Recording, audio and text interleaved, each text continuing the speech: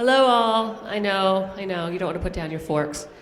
So I'm here wearing my hat as Director of Interdisciplinary Programs at UCR, and it includes global studies. So I get to work with Susan Osman as well as public policy and labor studies and a number of area studies programs. So we're really excited to be a part of the CAFÉ initiative. And it is my great pleasure to introduce our second speaker today, Gustavo Arellano.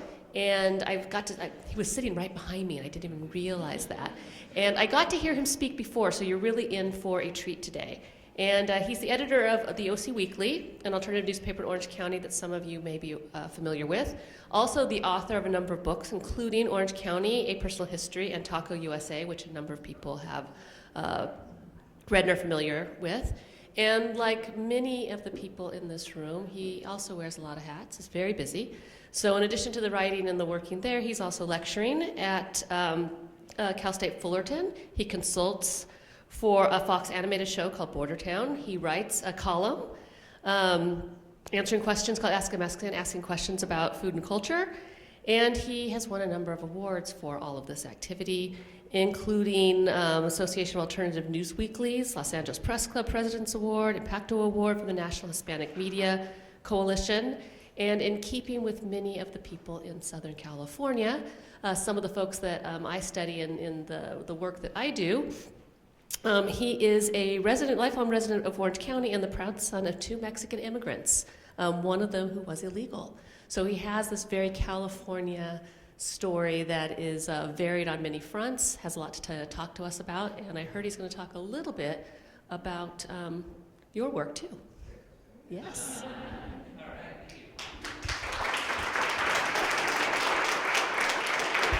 Thank you. I like lecterns, so let me just put this here.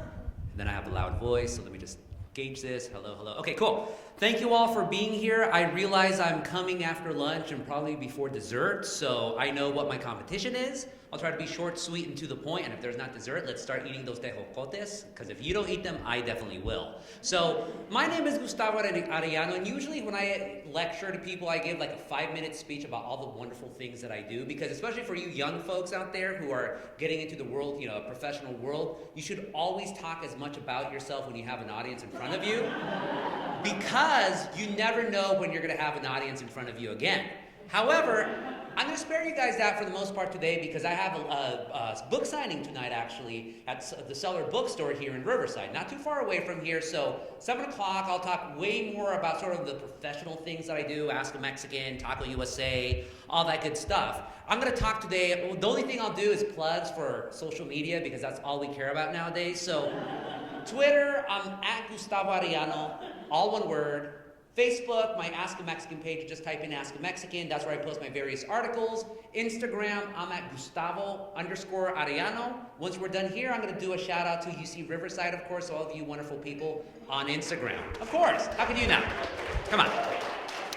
But I'm here to talk about food. And, specifically I was asked to talk about, cross-cultural influences, especially when it comes to Mexican food. But I was so happy that David Karp was here. He is actually an idol of mine. He is one of the best food writers in the United States, not just because of his prose, the way he writes is absolutely awesome, but as an investigative reporter, he's one of the very few people in food writing that's an investigative reporter on his own. The stories that you have done over the years for various publications are absolutely amazing. So the Tejocote article, I read it. I absolutely read it when it came out in the LA Times back in the days when there was actual newspapers and people would actually hold newspapers. Of course, the young people don't even remember that anymore. But I remember reading it and saying, wow, this guy, I didn't know David at the time. I'm like, this guy's really awesome. But he has some news I haven't heard. Tejocote is illegal in the United States? It was illegal because I had grown up with it my entire life. All Mexicans in the United States had grown up with it our entire lives. We didn't know it was illegal. We didn't care. My aunt had a tree. We would always get, I know a young lady in the audience, her aunt had a tree. My aunt had a tree that was about that point, about 20-some years old. Every year when it came to to Christmas, to the whole Christmas season for the posadas, you know, I don't even know how to say it in English, but you know, you celebrate Jesus and Mary coming, trying to find lodging. But we would always put it in the ponche. I mean, not just tejocote, but oranges, like citrus fruits that later on I would find were rare to the United States. They weren't native to the United States. It was Mexican immigrants who had brought up these, the fruits of their homelands to the of their home states and ranchos to the United States and grow. And so David's story, I'm glad that it brought tejocote to a more mainstream audience. There has been some higher end chefs who had tried to incorporate tejocote into their menus. John Rivera Sedlar, of course, one of the titans of Latino cuisine in Southern California, has tried. There's a great restaurant in Orange County, Taco Maria in Costa Mesa, was named the best restaurant in Orange County by the Orange County Register, us at the OC Weekly, and Jonathan Gold from the LA Times. He put it in his list of 10 best restaurants of the year, so you absolutely have to check it out. I know he worked with tejocote over the years, or this past year, but its most prominent use, I would say, besides ponche, and the way you can find it year-round, is as ice cream. Ice cream and paletas, what do you call them, popsicles. And so to me, the story of tejocote is wonderful because tejocote, it's telling that it's grown in Puebla, and that's why I think I was, my family's from Zacatecas, so that's not really a place that grows much tejocote, but we grew up in Anaheim, right next to Santa Ana, which is one of the hearts of Poblano, the Poblano exodus in the United States. One of the main stopping points for people from Puebla. They end up in Santa Ana and Anaheim, and of course New York. There's so many people from Puebla and New York that my friends call it Puebla York. So many of them. So only in the United States. Only in the United States are you going to have, before I say that, and then Santa Ana also has a lot of people from the state of Michoacan. A lot of people from the state of Michoacan. And if you know anything about Mexican food culture, you know that the people from Michoacan, they are the kings of paletas and nieve. They are the kings of ice cream and popsicles. So only in the United States are you going to, do you have this cross-cultural fusion of Mexicans who otherwise aren't really going to relate to themselves in Mexico, in the United States, by virtue of them being neighbors and by virtue of them being introduced to these different foodstuffs. You have tejocote ice cream, tejocote, I'm not Aztec, my people were chichimecas. We fought against the Aztecs for so long. Paletas and so many other things. So one of the main, how could I put this? The main message I want to bring to the students here is, I know you guys are seeing, studying food for what it is, the science of it or whatever. As a reporter and as somebody who, of course, who wrote a book about Mexican food, I would also urge you to study food beyond food and study the people behind the food. I think, we all know this, but I think it bears worth repeating that within food, you could tell so many different stories, not just about people, not about cities, states, countries, regions. You could tell stories of religion, stories of struggle, stories of just plain and simple good eating. But more importantly, you could tell stories that are going to resonate for a larger audience. In David's case, he could tell stories that are going to resonate more than just the tiny sliver of us who obsess about food or write about food for an absolute living. And one of the most important ways to be able to tell, to research food is outside of these university halls, but I would say in the backyards of your neighbors, in the backyards of yourselves, in the backyard, in the tables, in the dinner tables of the people who are eating. Because when you talk about, we were talking about restaurants and then Northgate Gonzalez Supermarket. My dad's actually a truck driver for Northgate Supermarket, so we get a lot of tejocote every once in a while, among other great fruits.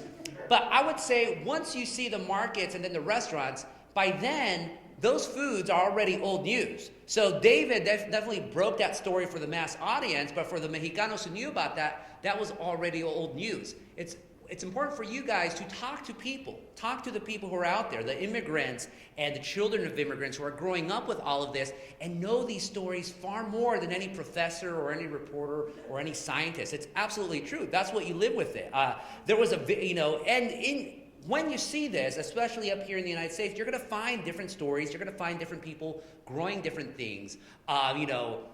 Again, my family's from Zacatecas, so in my front yard we have a fruit tree, well, of course a fruit tree. We have a peach tree that comes directly, it's one of the last fruit trees from my mom's village of El Cargadero. El Cargadero is part of a city called Jerez, which is famous for the wrong reason. It basically probably sends more immigrants than any other place in central Mexico over the past 50 years. We're all up here, and we've done something great for ourselves, but we couldn't stay in Mexico due to droughts, due to floods, due to all the different things that befell the region in the 1950s. So my mom's village of El Cargadero was famous for its peach trees. Big, huge, wonderful peach trees. What happened?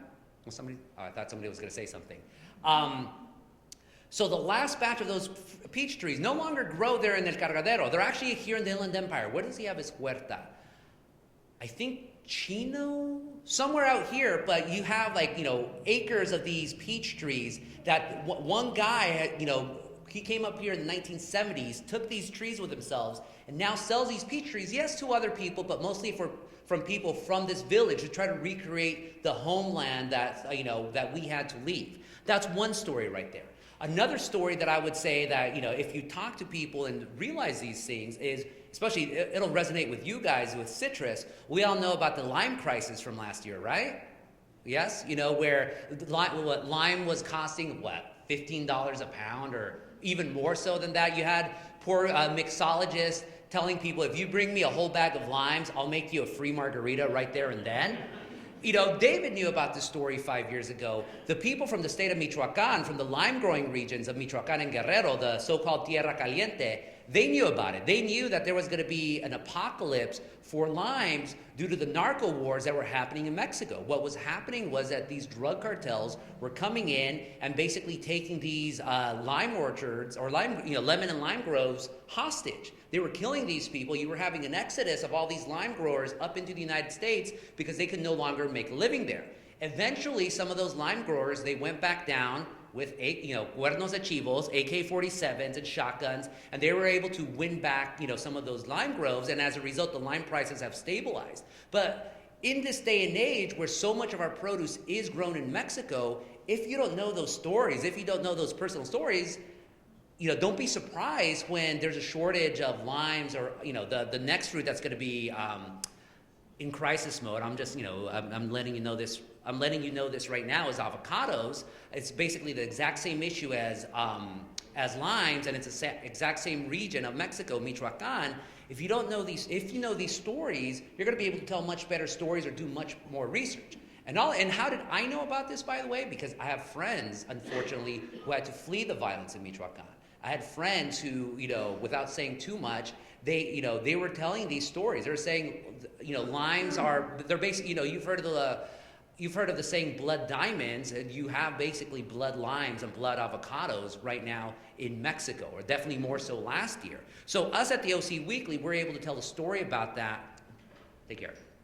We were able to tell a story about that last year, and we're continuing to want to tell stories like that. So again, I could go on and on, but the message I want to take to all of you is here especially in Southern California, this is sort of like the breeding ground, if you will, for cross-cultural, whatever you want to call it, brilliance, cross-cultural good food for that matter.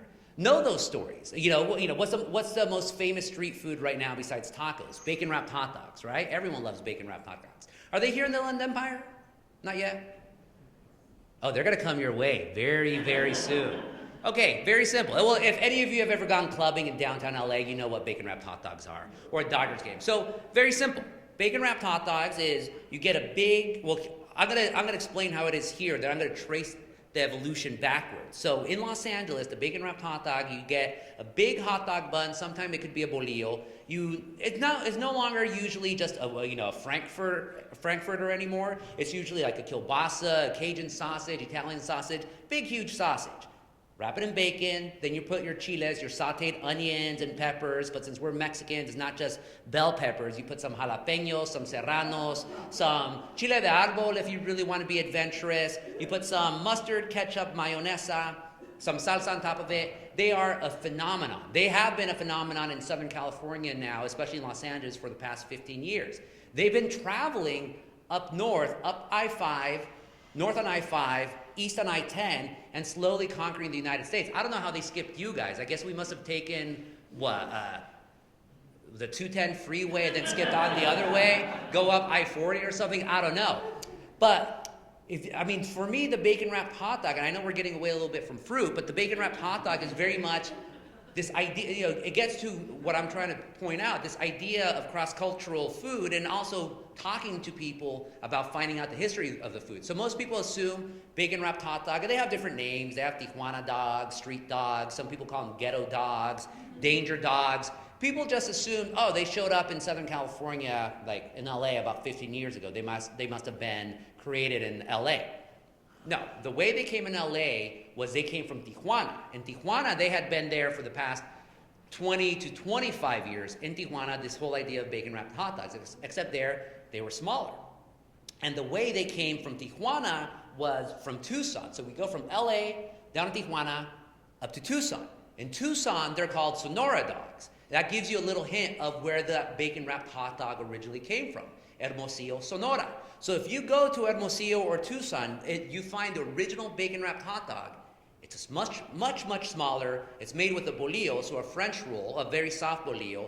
There you do use just a frankfurter, so just a weenie or whatever you call it, wrapped with bacon. Yes, you have mustard, ketchup, crema fresca instead of mayonnaise. You have some pinto beans also inside of it. You have some salsa.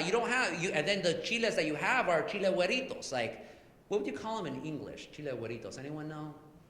It looks like a Hungarian pepper, so a very pale yellowish pepper, but it's super, super hot. Hungarians have no flavor to them whatsoever, even though Hungarians are very cool people, of course. But we have a Hungarian in the audience here. Awesome people, but the pepper is not befitting of your culture. Let's put it that way. But so it was a very specific thing. But due to migration, due to people loving food, it started changing all the way through. And of course, here in the United States, in LA, we have to supersize everything. So here you have the bacon-wrapped hot dog. If any of you want to be a millionaire, get into the bacon-wrapped hot dog industry. I'm absolutely serious. Absolutely serious. But anyways, I could go on and on. I don't want to go on and on. I want to take any questions you folks may have about what I talked about. Writing about food, covering food, maybe any food trends that I think might be out there on the horizon, anything about tejocote. I know my mom knows some great recipes. You're going to have to go to our posadas, though, to get it from her. Anything. And then, of course, you can't forget for tejocote, el piquito. When we spike something, we call it un piquito. Mezcal. We like mezcal more than anything. Anyways, go on. Questions? Raise your hands, and we'll go from there. Question? What's the next big food trend? What is the next big food trend? I said you could become a millionaire by making bacon-wrapped hot dogs. You could become a multi-millionaire by making tortas.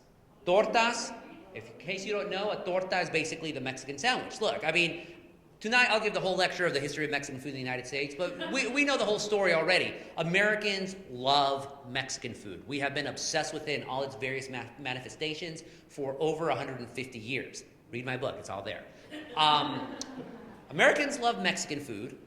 Americans love sandwiches. A torta is a Mexican sandwich with a French roll. Americans know what French rolls are. Usually a torta, it's very simple. Just beans, your meat, sometimes milanesa, sometimes carne asada. It could be whatever. Then, maybe some crema fresca, some cheese. Maybe the cheese would be the one component, if it's used, queso fresco or cotija that Americans don't know. But to me, it's so easily assimilable to the United States that I'm amazed no one has done a franchise out of it. Look at the iconic Mexican foods that have hit in the United States over the past 20 years. Fajitas, tacos, burritos, especially the burrito. The burrito is a great success story because it's so easily American. A big, huge meal of Mexican food wrapped up. Here you have a sandwich and you're able to eat it. No one has done Carl's Jr. in its Mexican iteration, a green burrito. They have tortas, but come on, it's Carl's Jr. It's not good. But someone could easily make like a Chipotle-style tortas empire.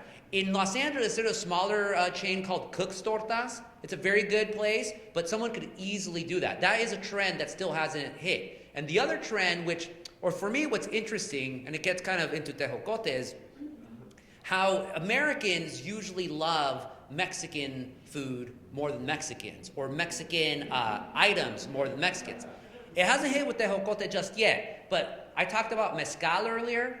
When I was growing up, and it wasn't that long ago, mezcal was thought of, amongst us Mexican drunks, mezcal was thought of as rotga. That was the crap. That was what that is what real borrachos drank. Tequila was more rarefied. Mezcal was always looked on as working class drink. Really, the worst of the worst was pulque, which I'll get to in a little bit. So now for me to go to these high-end bars and see bartenders with a straight face charge you $25 for a shot of mezcal is amazing. You try to go to any liquor store, like the higher-end liquor stores, they'll sell you a bottle of mezcal for $60. Minimum price will be like $45. It's absolutely amazing. Tequila has been gentrified, mezcal even more so. You even have hipsters. This is harder up here in the United States, but you have hipsters expressing interest in pulque. Pulque, the legendary drink, the legendary nectar of the indigenous folks of the Americas, which is basically fermented agave sap, which has, the way I describe it, it's like drinking a combination of milk that just slightly turns sour with saliva. It's amazing. It's absolutely amazing. But in Mexico City and some of the higher end places, you have pulque is a thing now. Pulque is popular. The Spaniards tried to eradicate pulque for so long, but they could never do that. So in a way, it's great. In a way, it's great. But in another way, it's like I want some cheap mezcal and some cheap pulque. I want to be able to afford it. I'm a reporter, for crying out loud. We don't make that much money. Other questions?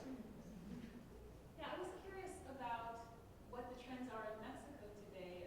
Where did this Mexican food come from to start with? Sure. Just indigenous, and what are the trends there? Are there also American trends being exchanged? Mm-hmm. Of course, Mexico, what is Mexico if not a nation built on mestizaje, the idea of different cultures, crossing with each other, cross-pollinating? That's why I always laugh when people try to insist that there's such a thing as authentic Mexican food.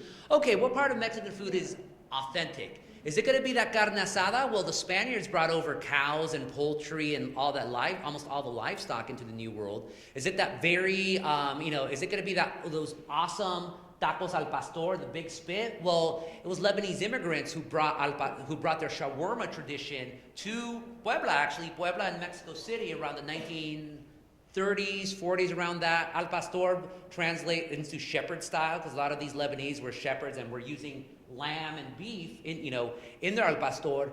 What's authentic? That pan bimbo, your white bread? Yeah, the Aztecs were eating white bread way back in the day. Is it your Mexican Coke? Yeah, Coca-Cola, such an iconic Mexican institution. Or is it those beers? Is it like Bohemia? Is Bohemia the name of an Aztec emperor from way back when? Or maybe is it going to give you a clue as to who actually brought in who introduced beer to Mexico? German, Czech, Polish, and Austrian immigrants. So that's why I think Mexican food has been so popular in the United States, because we're always thought of, it's a food that has been with us for so long, but there's always new trends coming in. As I called it, it's a perpetual foreigner that's always at home in our cupboards here in the United States. That's what Mexican food is.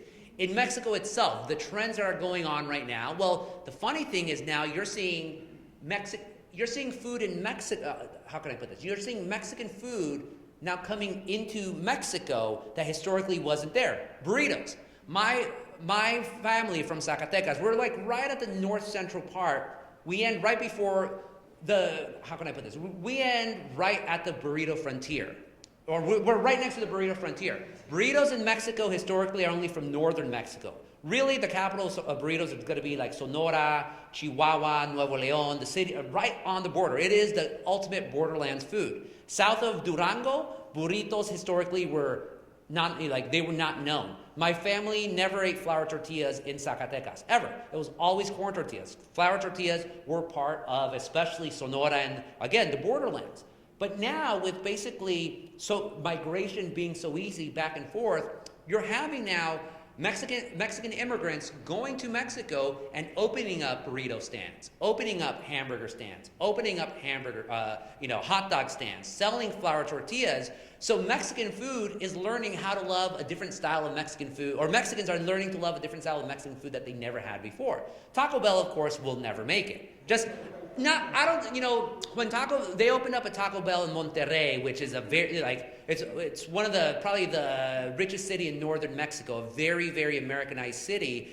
And people try to say, oh, it didn't work because Mexicans hate anything American. No, they just hate Taco Bell. Taco Bell is disgusting.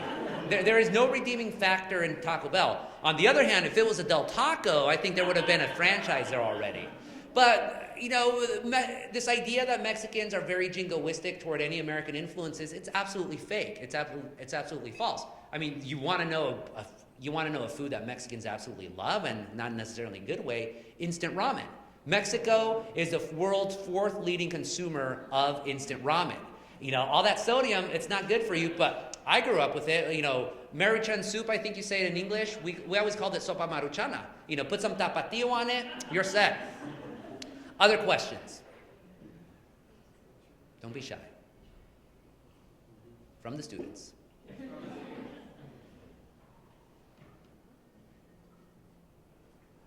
Nope, in the back. You said you're recording? Yes. So do you have any advice for us when we conduct our interviews? The young lady said, do I have any advice for ustedes, y'all, when in conducting your interviews? Obviously, do as much research as possible before you talk to anyone. I mean, scour the ends of the earth. Know their history and study all of that. Write out what I would do. Write out your questions, but never be stuck to your script. Always be open to follow-up questions. Like if somebody says something, don't be so stuck to the questions that you have that you can't veer a little bit off your path and ask them something that could lead the conversation in a completely different way. Obviously, pay attention to what they're saying. If the interviewee, they'll always know when the interviewer is just like clocking in, and as a result, such interviews are always going to suffer. Like, be very much in the zone. Also, tell your interviewee exactly what you seek to do with this. Like, you know, be upfront. Never be coy. Never be a little bit hidden in your motives about them. Just tell them exactly what you're talking about. And then finally, it's good to use a recorder. Don't use technology as a crutch, though. You should learn how to write as fast as possible. Just write. Also, usually if you use a recorder, sometimes people get intimidated by them. So in my mind, I always like to write more than use a recorder. And the most important thing, before you start an interview, take them out to lunch. No, the best advice I have, or eat food, whether it's lunch or dinner, because nothing, we're here talking about food, nothing makes someone feel at home like a good meal. I've had it where you interview someone and there's no food, they're hurried, they're probably hungry at that point, hunger pangs already, but if you fill them up, you're not going to interview them while you're eating, you're going to enjoy a conversation, you're going to have an actual conversation, a human connection there, rather than just food, or rather than just the subject at hand. So talk to them, and then after that, I guarantee you they're going to be so much more open. I mean, drinks are good too, but if you have too many drinks, then the conversation goes nowhere. It starts veering into drunk talk, really. So one more question? I think one more question because, he's stood up. So, I mean, or I could go on all night, but no. One more question. Don't be shy. In the back. Do you know where the elote originated? The one that the elote man sells? The elotero. Well, I mean, you could talk to your professors exactly where the wild grass that turned into domesticated corn was created. Was it South America, like up in... Oh, no, it's in Mexico. It's near, I can't remember the... Like Veracruz, no? No, it's on the west side. It's called Bosas, I think. Mm-hmm. In Guerrero, or what's the state up in Guerrero? Oh, Guerrero, you have Michoacan, you have... like lowland Michoacan.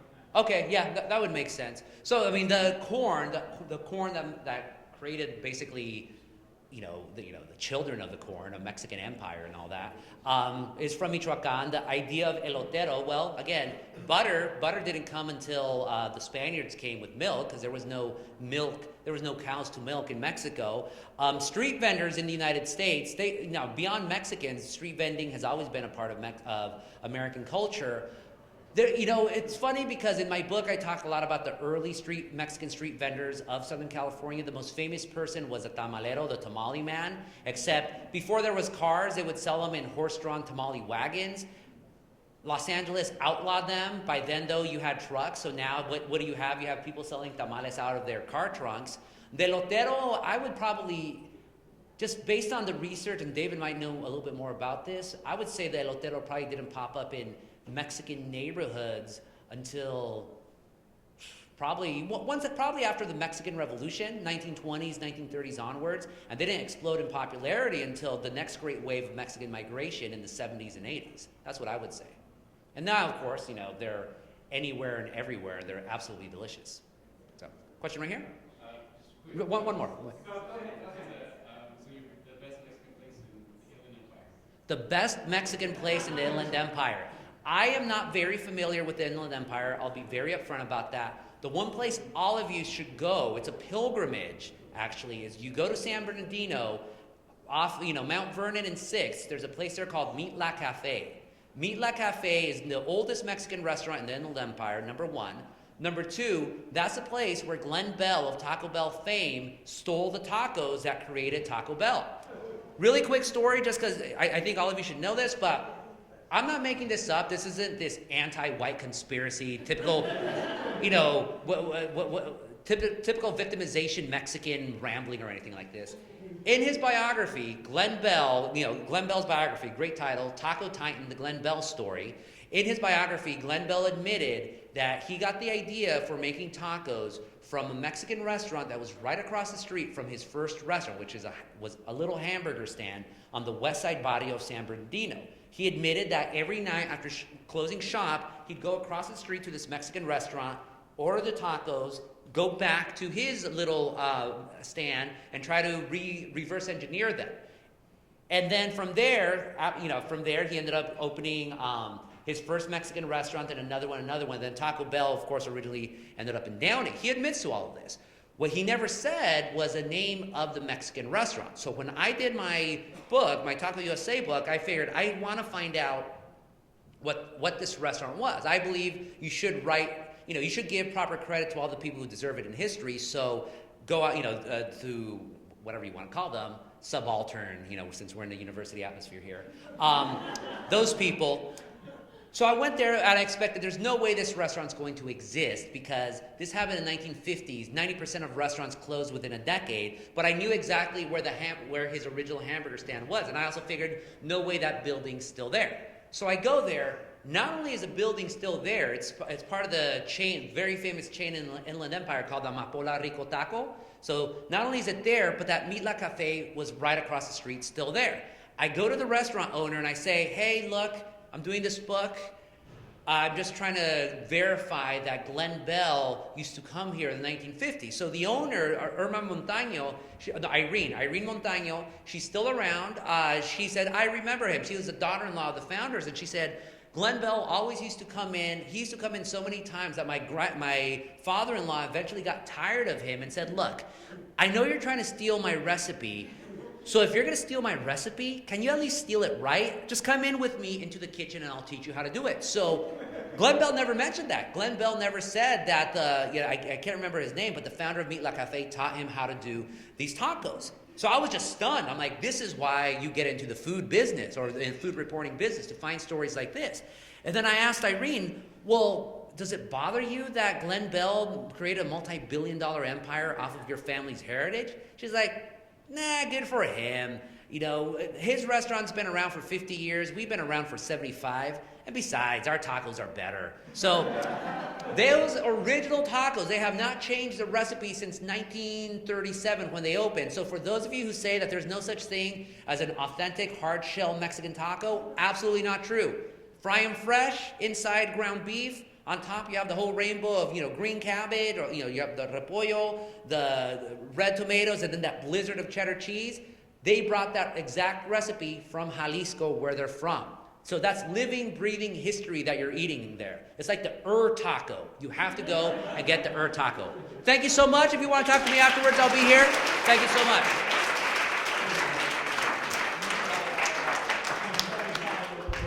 So thank you very much, Gustavo. And for those of you who enjoyed the story he just told about the Meatloaf Cafe, I've read Taco USA. There's like 25 of those stories in there that are just as good or better. So, you know, talk to him after we break up. Go see his book talk at Cellular Books. Thanks again to David Karp for that Tequila story. Really enjoyed having all of you here, and I'd like to let's thank each other with a round of applause.